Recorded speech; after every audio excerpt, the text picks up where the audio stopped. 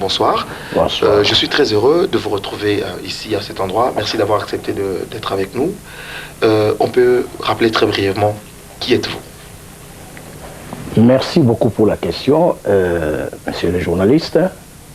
Je suis très heureux de vous recevoir, mais est-il que je ne pouvais presque pas vraiment m'exprimer parce que, vous savez, avec notre travail qu'on faisait, c'était un travail privé, c'est-à-dire un travail apolitique. Mais comme vous êtes venu me rencontrer, je suis obligé de vous expliquer qui suis-je. Moi, je suis major, technicien d'état-major israélien Ngani Yanda Mukomba, tel que vous l'avez cité. J'étais le chef de la sécurité rapproché du chef de l'État, donc l'ancien chef de l'État, le président Mobutu. Je suis disposé, j'attends ce que vous voulez me dire. Vous avez fait combien de temps à côté de Mobutu? D'abord, dites-nous comment vous êtes arrivé à côté du président Mobutu. Si vous me posez la question en ce qui concerne la durée dont je suis resté à côté du président Mobutu, mais je vous dis que j'ai fait 22 ans avec le chef de l'État. Je suis monté à la présidence, bon, j'avais encore les grades, ce qu'on appelait chez nous Lingala Mambusu, c'est-à-dire premier sergent. Mais jusqu'à ce que j'étais devenu major, technicien d'état-major. Donc ça fait 22 ans que j'étais avec le chef de l'État. Alors, le président Mobutu tombe malade. Pour vous, c'était à quel moment qu'il est tombé malade? Oui, vous savez, la maladie arrive. La maladie n'explique pas que je viens. Il arrive brusquement. Mais le président était malade au moment où le pays n'avait pas vraiment assez de difficultés. Mais c'était le début de la rébellion. Et après tout, le président était gravement malade et il est parti la première fois avec mon titulaire qui était le colonel Motoko. Et ils sont rentrés, ça a été encore très bien. Et la deuxième fois, nous sommes partis avec. C'est-à-dire, on faisait des rotations, moi et mon frère, le colonel Motoko. Oui. À côté du président? À côté du président de la République. À ce moment-là où j'ai trouvé que la situation était un peu grave. Et c'est là où ça a commencé à aggraver sa maladie. Et je ne sais pas vraiment vous le dire, c'est l'homme, c'est l'individu lui-même qui connaissait comment il sentait sur son corps. Est-ce que vous avez senti ça quand même, qu'il était faible? Oui, le président était sérieusement malade. Le président était sérieusement malade. Normalement, il allait vraiment s'occuper. Il allait vraiment s'occuper de sa santé. C'est ce qu'il allait faire. Bon, est-il que lui, comme il était militaire, vous savez, les militaires, soyez malade ou quoi, lui, comme il aimait très bien son pays, il voulait toujours s'occuper de son pays. Moi, je reviens à la période où le président Mobutu décide de rentrer à Kinshasa. Et le 17 décembre, il arrive à Kinshasa. J'étais à l'aéroport, moi, je me rappelle. L'avion s'immobilise. C'était vraiment l'espoir pour tout le peuple. L'avion s'immobilise sur le tarmac. Le président ne sort pas. Qu'est-ce qui s'est passé à l'intérieur? Très bien, j'étais dans l'avion présidentiel. Qu'est-ce qui s'est passé? Bon, je ne peux pas arriver à vous dire ce qui s'est passé au juste dans l'avion, mais le président était malade dans le sens que ses médecins l'ont interdit. Ces médecins qui? C'était le professeur Djomi, que vous le connaissez, avec le docteur Biamou. Ils l'ont interdit de ne pas descendre parce que le président avait une faiblesse générale. Il ne pouvait pas vraiment descendre. Vous voyez l'escalier de l'avion? Oui. Alors, d'un coup, le président m'a appelé, il m'a dit, écoutez, tu descends et tu appelles le Premier ministre. Tu lui dis, écoutez, les gens... À l'époque, le Premier ministre, il s'agit de M. Kengwa Dondo. Mais voilà, vous lui dites que les corps constitués, c'est comme ça qu'on appelait chez nous. Les corps constitués. Les corps constitués doivent me rejoindre à la résidence. Et de là, le chef m'a dit, écoutez, tu vas appeler la voiture officielle. Dès que les gens vont partir, et la voiture officielle s'approchera à côté de l'avion. Et là, vous allez me mettre, on va continuer l'escorte pour rentrer à la maison. C'était comme ça. Bon, le chef n'était pas capable de descendre. Il était sérieusement malade. Et dans notre avion présidentiel, vous savez qu'il y avait un compartiment de... Tout à fait. Voilà. Oui. Et c'est là où le président était reposé. Alors j'ai décidé de descendre, je suis sorti seul. J'ai appelé le Premier ministre, j'ai appelé aussi le chef d'état-major qui était déjà à Maël. J'ai dit, écoutez, le chef a donné l'ordre, il faut faire ça, ça, ça et ça. Ils ont exécuté, les gens étaient partis, les autres sont partis à la résidence. Mais la population est restée quand même parce que... Mais la population est restée, mais nous sommes restés aussi longtemps pour attendre que cette population puisse se disperser. Oui, ouais, c'était notre politique, on devait attendre pour ne pas avoir, hein, vous comprenez, la faiblesse du chef ou quoi, comment il allait descendre de l'avion. Mais on ne pouvait rien faire autrement. Les médecins m'ont dit, écoutez, nous devons tout simplement descendre. Alors on est descendu, j'ai appelé la voiture est venue tout juste au tarmac, et on a mis le président, nous sommes partis. C'était comme ça. Vous arrivez à la résidence, le président Mobutu fait quand même un discours qui donne de l'espoir au peuple. Il dit qu'il connaît les attentes du peuple. Et il ne le fait pas, peut-être, on ne va pas entrer en détail. Vous avez un commentaire sur le discours du président en tant que militaire? Peut-être pas. Le discours que le président Mobutu a fait ce soir-là au camp Tchatchi. Vous savez, moi, je ne peux pas vous parler de la politique. Je vous parle de la sécurité. Voilà. Un homme de la sécurité parle de la sécurité. Il est apolitique. Oui, le président fait un discours, mais ça concernait le... C'était un problème politique. C'est aux politiciens de comprendre ce que le président voulait dire. Mais je pense qu'ils n'ont pas compris ce que le président voulait dire.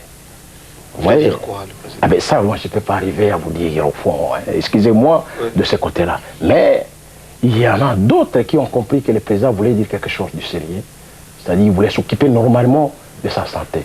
Mais les gens n'ont pas compris. Ses collaborateurs plus proches. Je voudrais qu'on aille très très vite pour passer à l'essentiel.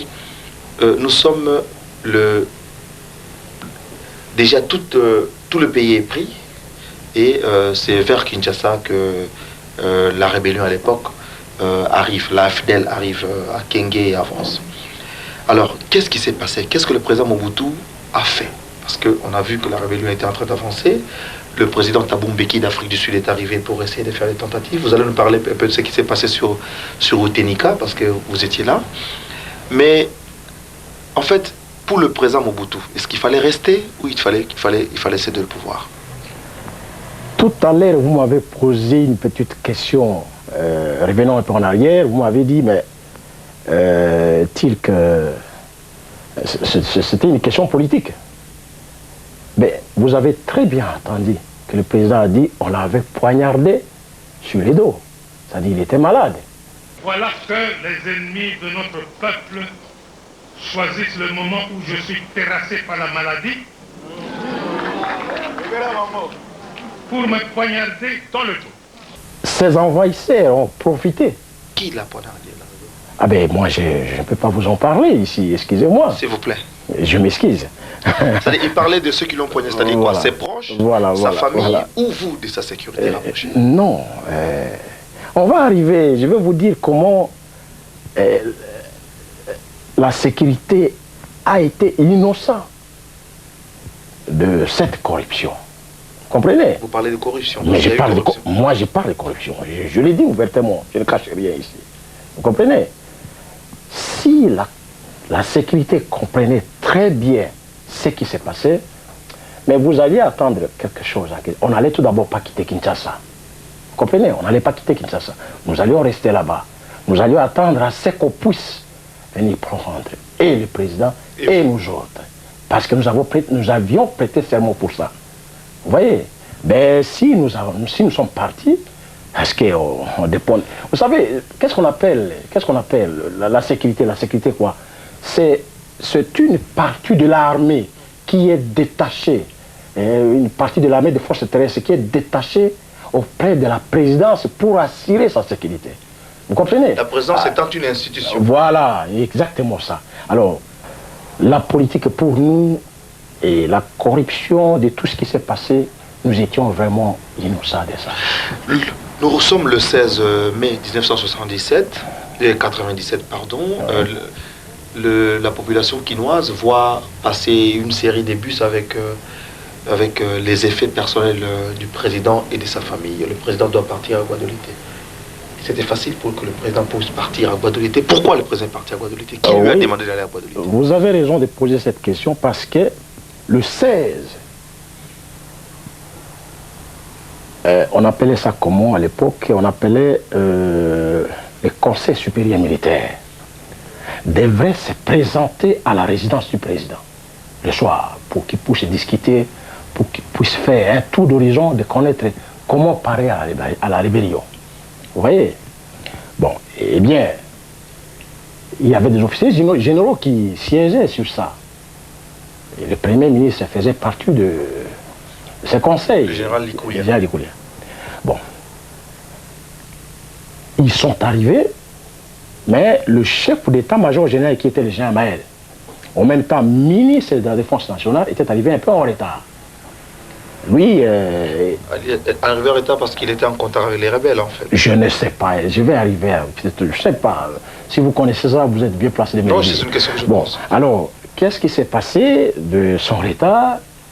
Il est rentré à la résidence et il a cherché qui était responsable de la sécurité. Moi, j'étais sur place. Il m'a appelé. Il m'a demandé où je pouvais trouver les chefs. Il dit, bon, les chefs étaient vraiment malades. Excusez-moi de vous le dire. J'ai dit, le chef était malade et il est en haut là-bas parce que vous savez, la résidence avait 2 étages. 2 étages. Voilà. Eh bien, il est monté. Je ne pouvais pas le laisser monter seul. Nous sommes montés ensemble. Nous sommes arrivés là-bas et bien, il a salué les chefs. Ses premières paroles, je dis bien ses premières paroles. Moi, j'étais présent. Son enfant, l'enfant du président, le capitaine, le fait Kungulu, m'a suivi aussi. Hein. Et il a dit au président, je ne suis pas disposé, ça sont les paroles du général Maël, je ne suis pas disposé à assurer ta sécurité pour le moment.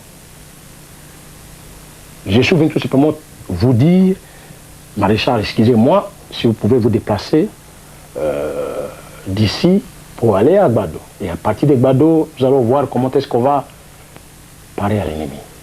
Voilà, c'était là où le président est descendu.